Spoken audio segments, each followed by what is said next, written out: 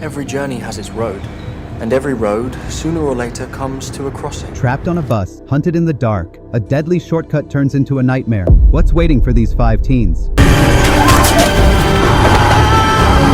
Hey folks, Mahyar here. Heads up, there are spoilers ahead, so grab your snacks and let's dive into today's story.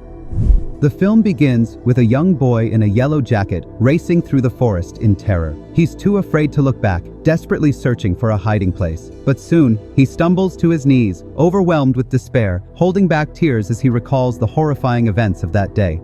Meanwhile, 5 teenagers, Queenie, the straight-A student, Carl, the know-it-all, Reggie, the troublemaker, Bess, the beauty, and Nolan, the boy secretly in love with her, are on a field trip in an old-school bus driven by Joe, a gentle, elderly driver. During the ride, they hear tonight's lunar eclipse will be visible without a telescope. Joe wonders if anyone will watch it, but the teens brush it off. Their minds are on the usual teenage dramas and worries. Reggie urges Joe to drive faster, but the old red bus can barely handle its current pace and seems ready to break down any moment. Carl tries to engage his classmates with a riddle, but it's too simple, and Queenie solves it before he even finishes, annoying him. Joe, trying to keep them entertained, offers up a tougher riddle, one he says they won't find online. 7 letters make up my name, and I'm hard to come by. Not monsters, not gods, not dragons. Contain me, and bare hands won't break me. Think hard now. Without me, virtue and courage are just empty words. I'm what gives strength to the golden man, king of beasts. So who am I?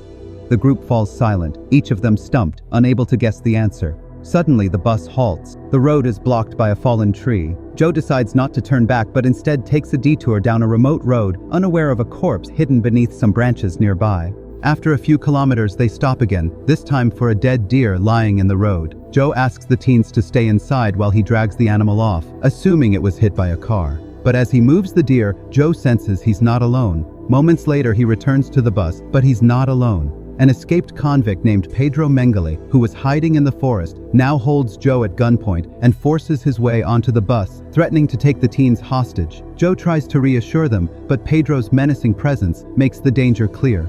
He orders Queenie to switch seats, taking her spot up front to keep a close watch on Joe, whom he now forces to drive. Pedro warns that if Joe doesn't follow his instructions, he'll start shooting, putting everyone on board in serious danger. Carl suddenly recognizes Pedro. He's the fugitive all over the news just before the trip. Carl had been having lunch with his dad, recounting exaggerated tales of his own bravery, when a news flash about Pedro Mengele, a notorious criminal known for his hatred of children, appeared on the screen. Carl's father, a police officer, had been searching for Pedro for days and assured his son there was nothing to fear. Now, Carl realizes they're face to face with a violent criminal who seems unlikely to let any of them go. Joe continues to follow Pedro's every order, driving late into the evening, knowing the teens' parents may start panicking when they can't reach them.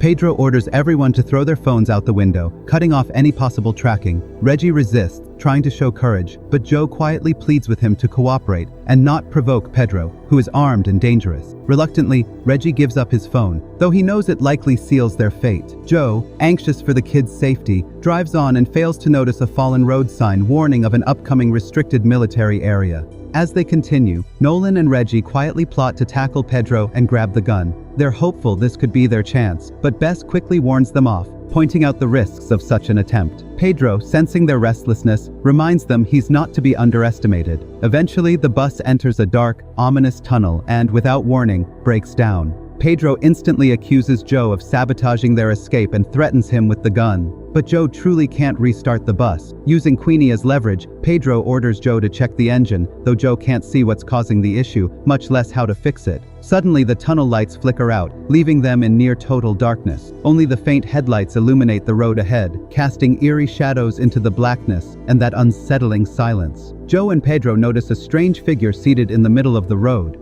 Pedro, growing more paranoid, orders Joe to approach and confront it. The teens watch in horror as Joe, the only adult they can rely on, walks toward this mysterious figure, a mix of fear and dread in his eyes. He approaches, but as he gets close, he realizes it's no person at all. It's a creature lurking, and it attacks, ending Joe's life in an instant. The teens' world shatters. Joe was their last hope, and now he's gone. Pedro is equally shaken, gripping his gun as he hurries back into the bus. He slams the door shut and barks at the kids to stay in their seats. Desperate to escape, Pedro realizes Joe had the keys, trapping them all. Furious, he orders Carl to go retrieve the keys, but Nolan offers to go instead. Before he can, however, Bess unexpectedly steps up, bravely volunteering herself. Moving with extreme caution, Bess retrieves the keys and takes in the horrific scene. She sees that Joe died from a savage bite and realizes the creature recoils from light, as if terrified by it. Back inside, Bess hands the keys to Pedro and delivers the gut-wrenching news about Joe without hesitation. Pedro shoves his gun to Reggie's head, forcing him to try and start the bus. Reggie, terrified, tries his best but can't get it running. Nolan and Reggie seize a rare opportunity, rushing Pedro and managing to wrest the gun from him. But Pedro just laughs, coldly daring them to pull the trigger. Just then, a sinister scraping sound fills the bus. The creature is now on the roof, its weight making the metal groan. Distracted, Pedro seizes back the gun, clearly desperate, and storms outside, determined to face the creature head-on. The teens, wide-eyed, watch as Pedro steps into the darkness, gun drawn, firing wildly. The eerie echoes of his gunshots fill the tunnel, growing fainter with each second as they sit there, trapped and horrified. A terrifying realization dawns on them. They're caught in a nightmare with no way out, between a ruthless, unstable criminal and a monster lurking in the shadows. A few moments later, they spot the monster closing in on Pedro, attacking him with brutal force, sinking its teeth into his head. The creature, a monstrous, insect-like beast covered in coarse hair with jagged teeth, looms just outside the window, sending a wave of terror through the kids. Panic erupts as Reggie struggles to restart the bus, but it's no use. Hope is slipping away and he's convinced they're all doomed. Nolan snaps at him to shake off the fear. Now's not the time to give up. We have to stick together. Just minutes later, they hear the monster wreaking havoc on the bus's wiring. It cracks open the rear door and squeezes inside. Trapped, the teens scramble to escape, but the front door is jammed tight. The monster is getting closer, but Bess buys them some time, shining a flashlight directly into its face. Nolan stays behind, trying to keep the creature at bay while the others force open the door and make their escape. The 5 teens dash into an underground maze, sealing every door behind them as they flee, hoping the monster won't be able to track them. Soon, they realize they're lost with no way out. As they navigate the tunnels, they stumble upon a room containing a map and a floor plan of an old military base. Knowing the creature is sensitive to light, Queenie suggests they head for the control center and turn on the generator. Nolan examines the map, trying to figure out the best path, while the group takes a moment to honor the memory of Joe. Reggie is hit hardest by the loss. Joe had been his father's best friend and was like family. After a tense pause, Nolan decides they need to make a run for the main generator. The group agrees that he and Bess should go, leaving the others behind to stay hidden. As Nolan and Bess make their way through the maze, they grow closer, finding comfort in each other's company. Nolan doesn't hold back, sharing his feelings for her, and it seems the feeling is mutual. Soon, they come across a strange device resembling a chair, covered in lights and lamps. They realize someone had tried to fight the monster, but the evidence is grim. A skeleton nearby confirms that the person lost their battle with the creature lurking in the dark. Meanwhile, Queenie asks Reggie to walk her to the bathroom, too scared to go alone. Reluctantly, he agrees, giving her space for some privacy, though he's also hoping to confess his feelings. Before he can say anything, he turns around and realizes she's gone. Panicked, he rushes back to Carl, telling him that Queenie has been captured by the monster. Armed with torches, the two set off to find her. They discover her in the monster's grip, but a quick flash of fire scares the creature away. They save her just in time, but Queenie is badly injured and on the verge of losing consciousness. Carl helps her walk, but just as they're about to head back, Reggie is grabbed by the monster. Now it's up to Queenie and Carl to save him. Reggie is desperately struggling, but the creature is too strong. He's ready to give up when suddenly a miracle happens. Back in the tunnels, Nolan and Bess uncover photos, journals, and drawings from someone obsessed with destroying the monster. They also find the main generator and manage to power it up. The lights flood the maze, forcing the monster to retreat. Reggie is saved, but as they venture deeper, Nolan and Bess discover a book, revealing the identity of the person who had once declared war on the creature.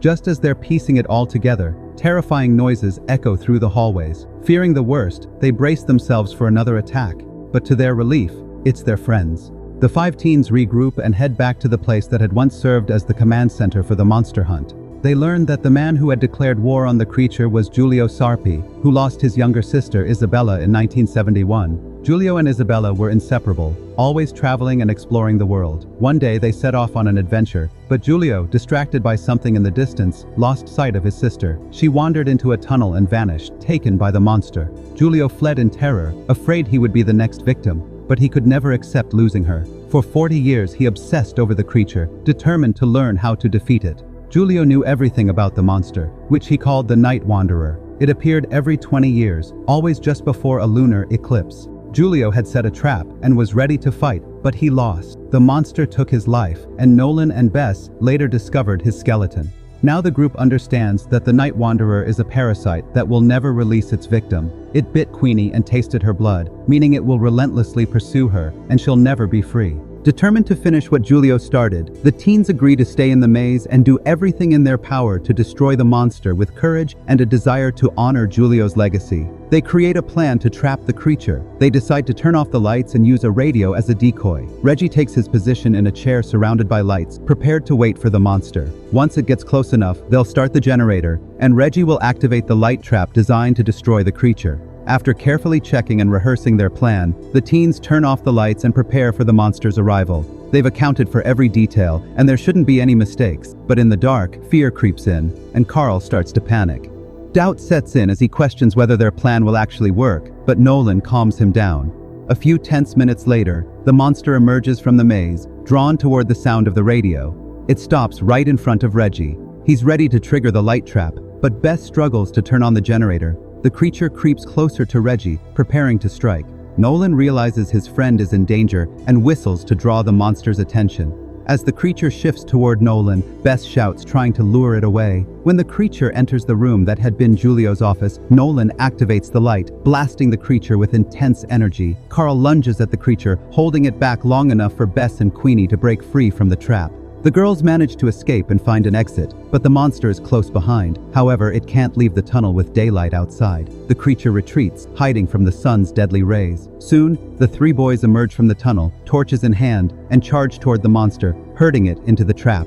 The creature can't escape, leaving the teens with the chance to set it ablaze. The creature writhes and screams in agony as it burns, the flames consuming it. The teens celebrate their hard-earned victory. In that moment, they realize the answer to old Joe's riddle was courage. It took courage to face the monster, to overcome every obstacle, and to work together as a team. Only by confronting their fears and putting aside their conflicts were they able to defeat a stronger enemy. When they return to the town and try to explain everything to the police and their parents, no one believes them. But despite the disbelief, the bond between the teens grows stronger than ever. Sometime later, police arrive at the tunnel to investigate the teens' story. One skeptical officer heads down to check the area. He surveys the rooms and finds nothing out of the ordinary, until suddenly, the flashlight flickers and goes out.